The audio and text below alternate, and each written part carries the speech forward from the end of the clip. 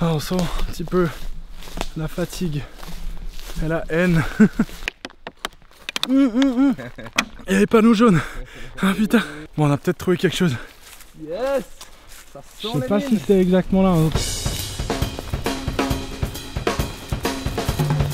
Bonjour à tous et bienvenue dans ce nouvel épisode d'Historia. Un épisode un peu spécial car on va partir dans une petite chasse au trésor. Notre décor sera le camp militaire de Jüterbog situé en Allemagne. C'est vrai que j'ai un petit problème avec les camps militaires allemands, mais bref, cet endroit est connu pour deux choses. La première, c'est qu'il s'est produit là-bas un des accidents soviétiques le plus tragique de la guerre froide. Et le deuxième, c'est qu'il porte le doux surnom de camp d'Adolf Hitler. Comme souvent, je serai accompagné de mon frère Malko et pour rester dans les bonnes vieilles habitudes, un peu d'histoire.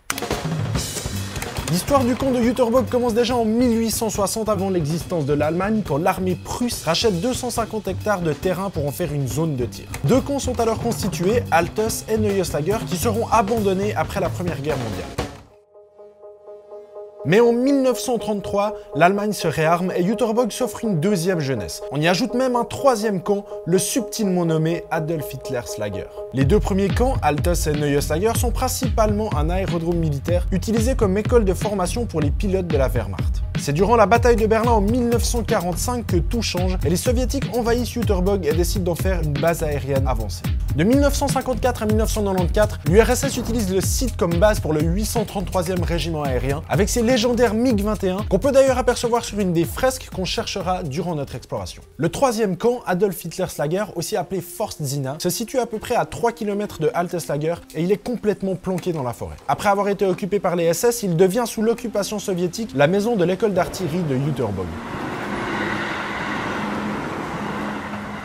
Mais c'est vraiment le 19 janvier 1988 que Forstzina se fait connaître à travers un événement assez glauque. Un pilote kazakh de 19 ans en formation est aux commandes d'un char d'assaut T-64 de 36 tonnes et rentre vers Forstzina. Mais à cause d'une mauvaise manœuvre, il se retrouve coincé sur les rails de la ligne express Leipzig-Berlin. Sans avoir le temps de prévenir qui que ce soit, le char est percuté à pleine vitesse par un train de 13 wagons et 450 passagers. 6 personnes meurent dans l'accident, qui fera aussi 33 blessés.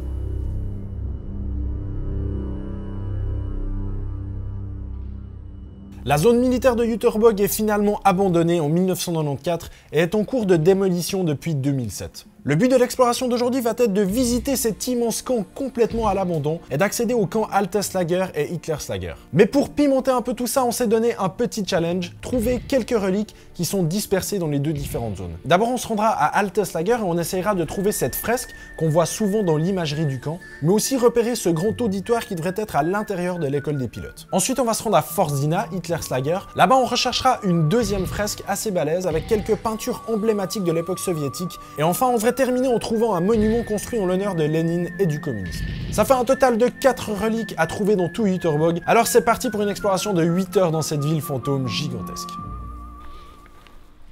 Putain, pile ce qu'on aime. Une bonne petite entrée des familles. Yes. Même pas trop besoin de se baisser. Un petit barbelé au-dessus pour que ce soit quand même un peu de l'explo. On est rentré maintenant dans Altes Lager, donc la partie ancienne du camp. On va arriver à l'école des pilotes. On va voir ce que ça donne.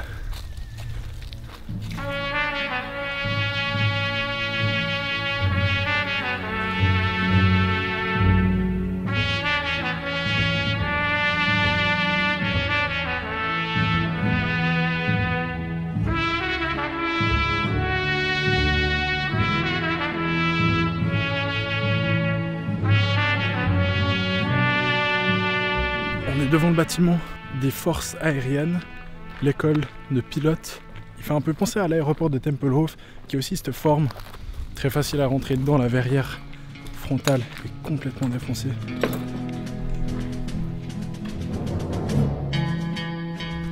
Monter les escaliers devant cette verrière, c'est super impressionnant.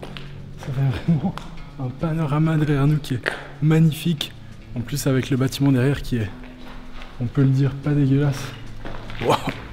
Putain, c'est vraiment beau.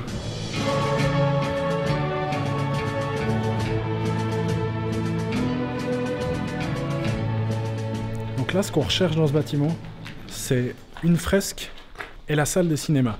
On n'est pas sûr à 100% que c'est dans ce bâtiment-là, c'est possible que ce soit dans les autres. Mais vu que c'est le principal, on se dit que ça... Ah, on a trouvé la fresque. Ah putain, elle est en bon état, celle-là, ils l'ont pas déglingue quoi.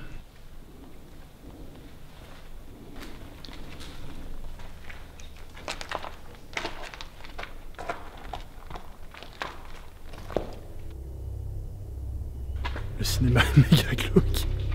Il fait super sombre. Tous les sièges sont noirs. Wow. Ça contraste tellement avec ce qu'on a vu à Windschlaf.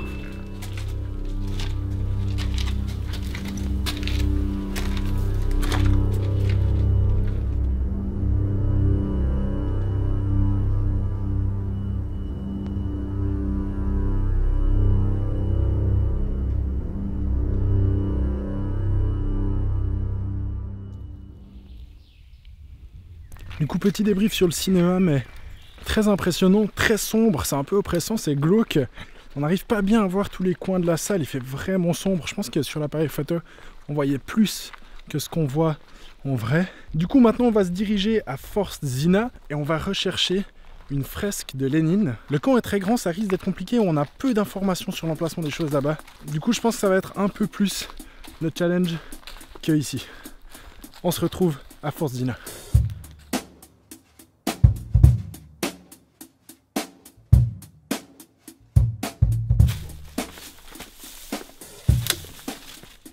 C'est où? Non. Juste faire gaffe parce que c'est une cage en métal. On est inside Forst Zina. L'exploration peut commencer.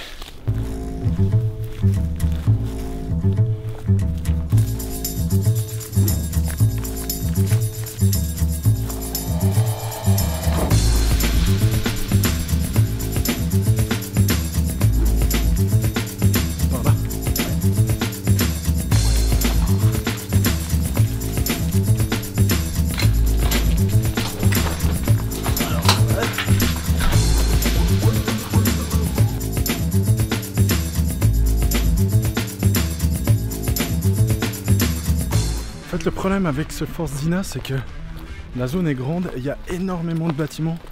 Ils se ressemblent tous. Du coup, c'est dur à se dire, genre, dans ce bâtiment, il doit y avoir quelque chose de spécial. Dans ce bâtiment, il n'y a absolument rien. Il faudrait pouvoir tous les visiter un par un. Mais ça nous prendrait des jours entiers. Du coup, il va falloir être un peu sélectif et aussi un petit peu chanceux pour rentrer dans les bons bâtiments.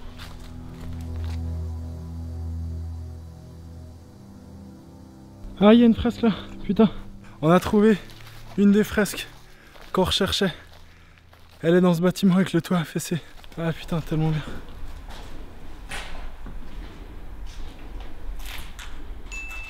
Elle est super belle, il y a vraiment encore plein de couleurs. Il y a tous les symboles soviétiques.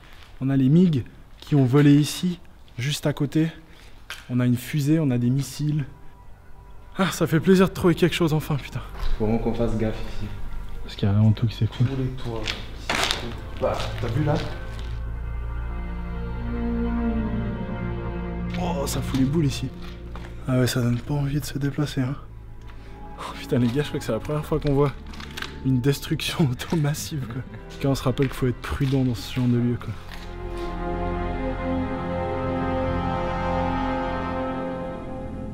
Ce dernier siège de théâtre qui est vraiment posé là comme s'il contemplait ce désastre, c'est vraiment complètement dingue. I've lost all of my pride. I've been to paradise and out the other side. I won't hurt you, I won't hurt you, I won't hurt you, I won't hurt you. C'est un peu la galère, on voit pas à 10 mètres tellement qu'il y a de végétation. Je pensais pas que ce serait autant englouti par la nature. Si j'étais un soviétique, où est-ce que je ferais une petite fresque pour mon patron?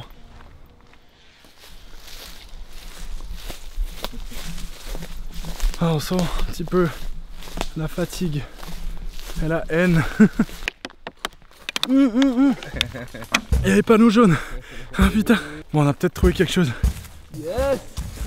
Je sais pas si c'est exactement là. Hein. Ah putain. Ça a pas l'air d'être là du coup. Hein. Ça doit être par là. Hein. Je pense, mais je sais pas, mais.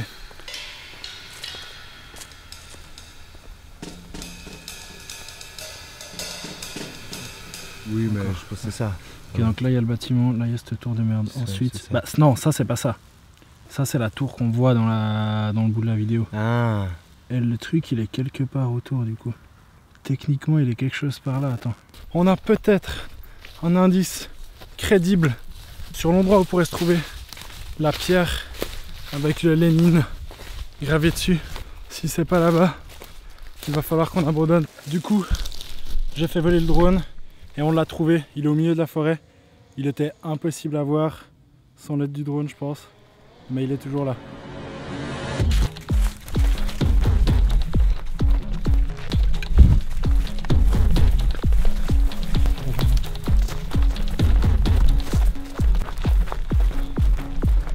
Ah putain. Il est là. Putain, il est là, mec.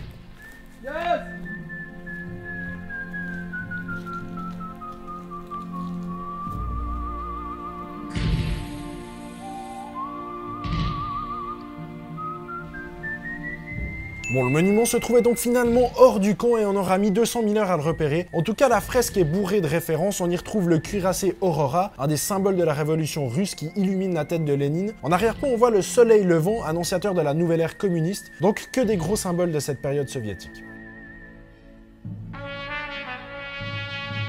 Voilà, on a terminé avec cette exploration des camps de Jüterbog. C'était immense et franchement, on a vraiment galéré à trouver toutes ces reliques, mais on y est quand même arrivé. Même si c'était vraiment éprouvant, c'était assez cool de pouvoir avancer à travers cette immense forêt parsemée de bâtiments abandonnés. Ça nous a un peu rappelé notre première exploration, celle du camp de Vogelsong, que je vous invite vraiment à aller regarder si c'est pas déjà fait sur la chaîne YouTube de Tataki. D'ailleurs, si vous avez des idées de lieux, n'hésitez pas à les écrire en commentaire. Peut-être qu'on pourra se rendre sur place et les explorer. Nous, on se retrouve dans quelques semaines pour un nouveau lieu et une nouvelle histoire. Ciao. Allez, t'es bien.